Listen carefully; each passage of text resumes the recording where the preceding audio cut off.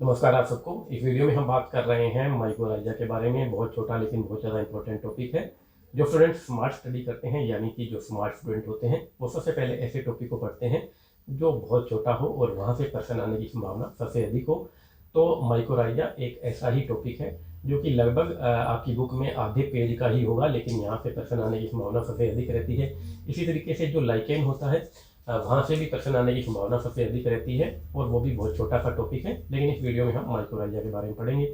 जो सामने डायग्राम बनाया गया है, यहाँ पर मैं आपको एक्टोमाइक्रोराइजा के बारे में बताऊंगा और उस तरफ एंडोमाइक्रोराइजा के बारे में बताऊंगा, जो कि माइक्रोराइजा के टाइप होते हैं। सबसे पहले बात करते हैं कि माइक्रोराइजा क्या होता है। जो माइक्रोराइजा होता है वो एक कवक यानी फंजाई और उच्च वर्ग के जो पेड़ या पौधे होते हैं उनकी जड़ों के बीच में पाया जाने वाला एक सहजीवी संबंध है, यानी कि सिम्बायोटिक रिलेशन है। सहजीवी संबंध में दोनों को फायदा होता है, यानी कवक को भी फायदा होगा और जो पेड़ या पौधा है उसको भी फायदा होगा। जो पौधा होता है वो प्रकाश संश्लेषण के जरिए भोजन बनाता है और वो भोजन कवक को मिल जाता है। इसी तरीके से जो कवक है वो पानी और खनिज लवणों को पौधे तक पहुंचाता है। अब आपके मन में ये सवाल आएगा कि भाई पौधे या पेड़ की तो जड़ें पहले ही बहुत लंबी होती है, उसको जल अवशोषण और खनिज अवशोषण के लिए फंजाई की क्या ज़रूरत है। तो भाई जो फंजाई है उसकी वजह से जो जल और खनिज लवण ग्रहण करने का जो एरिया है वो बहुत ज़्यादा बढ़ जाता है। मान लो कि किसी क्षेत्र में काफ़ी लंबे टाइम से बारिश नहीं आई और वहाँ पर पेड़ है, तो अगर वहाँ पर उसके साथ जो ये सिम्बायोटिक रिलेशन है अगर पेड़ का फंजाई के साथ में, तो उसको बहुत फ़ायदा होता है, क्योंकि उसका एरिया बहुत ज़्यादा बढ़ जाता है और जल अवशोषण हो जाता है। अब बात करते हैं माइक्रोराइजा के टाइप के बारे में। दो टाइप हैं, पहला है एक्टोमाइक्रोराइजा और दूसरा है एंडोमाइक्रोराइजा। एक्टोमाइक्रोराइजा है, इसके एग्जाम्पल के तौर पर देखिए तो eucalyptus, pinus, oak, abies type के जो पेड़ हैं इनके साथ कुछ फंजाई होती है जिनका सिम्बायोटिक रिलेशन है। जैसे कि जो फंजाई है, रुसेला है, एमेनिटा है, क्लेवेसिया है, इनका सिम्बायोटिक रिलेशन पाया जाता है। सामान्यतः एक्टोमाइक्रोराइजा के अंदर जो फंजाई सिम्बायोटिक रिलेशन में रहती है वो बेसिडियोमाइस्टीज की रहती है। सामान्यतः रहती है, कोई और फंजाई भी हो सकती है। इसमें से जो एमेनिटा है ये पाइनस के साथ इसका सिम्बायोटिक रिलेशन होता है, सहजीवी संबंध होता है। जो रुसेला है इसका फेगस के साथ होता है। अब एक्टोमाइक्रोराइजा होता क्या है वो मैं आपको इधर बता देता हूँ, और कुछ टर्म्स मैंने यहाँ पर लिखी हुई है, ये भी आपको बताऊँगा इसी के साथ में ही।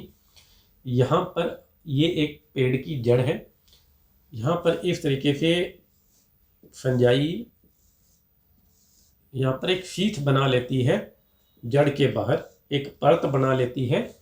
इसी परत को हम स्यूडोपेरेन्काइमस शीथ कहते हैं। अब अगली चीज है हार्टिंग नेट, वो भी एक्टोमाइक्रोराइजा से ही संबंधित होती है। आपको बता दूं जो स्यूडोपेरेन्काइमस शीथ है वो एंडोमाइक्रोराइजा में नहीं होती है, सिर्फ एक्टोमाइक्रोराइजा में ही होगी।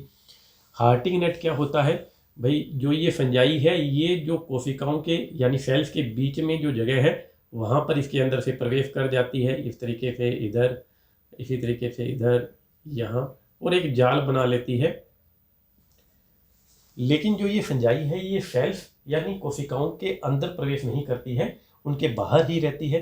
तो जो ये जाल है इसे हम हार्टिंग नेट कहते हैं। अब हम बात करते हैं एंडोमाइक्रोराइजा के बारे में। जो एंडोमाइक्रोराइजा है उसमें क्या होता है कि इस तरीके से स्यूडोपेरेन्काइमस शीथ तो होती नहीं है, यहाँ से ये फंजाई है, ये क्या करती है इस तरीके से जड़ के अंदर प्रवेश करती है कोशिकाओं में, और कोशिका के अंदर प्रवेश कर जाती है। यहाँ जाकर इस तरीके से घुंडीनुमा या नोब टाइप एक संरचना, एक स्ट्रक्चर बना देती है, उसे हम वेसिकल कहते हैं। इसी तरीके से ये इसके अंदर ही जाकर एक ब्रांच या शाखित हो जाती है, ट्री शेप हो जाती है, तो हम इसे आर्बस्कल कहते हैं। तो ये एंडोमाइक्रोराइजा की दो स्ट्रक्चर है, वेसिकल और आर्बस्कल।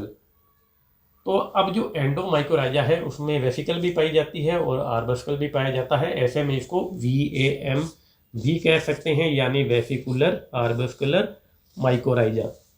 अब जो वीएम है ये बहुत ज़्यादा इंपॉर्टेंट है। ये क्या काम करता है, इसकी वजह से क्या फ़ायदा होता है? ऐसा सबसे अधिक जो फ़ायदा है इसका वो है कि इससे जो फॉस्फेट जो होता है, फॉस्फेट अवशोषण एब्जॉर्प्शन में बहुत हेल्प मिलती है।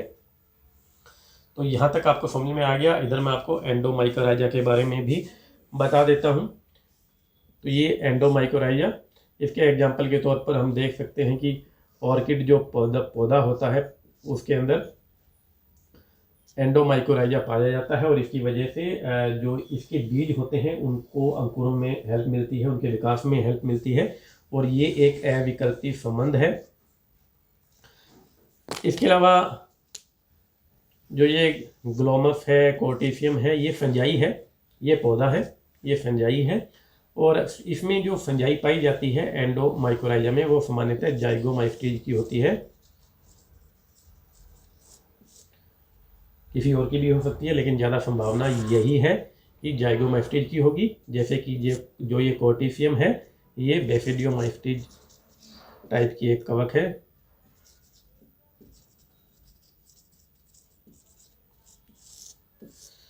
तो सबसे जो ये माइकोराइजा है इसमें सबसे ज़्यादा महत्वपूर्ण तो यही है कि माइकोराइजा होता क्या है।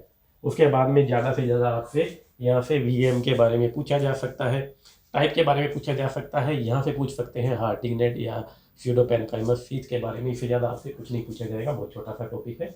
उम्मीद है आपको अच्छे से समझ में भी आ गया होगा। वीडियो अच्छा लगा है तो लाइक शेयर करना ना भूलें, और मेरे चैनल को सब्सक्राइब नहीं किया है तो वो तो ज़रूर कर लीजिएगा। Thank you.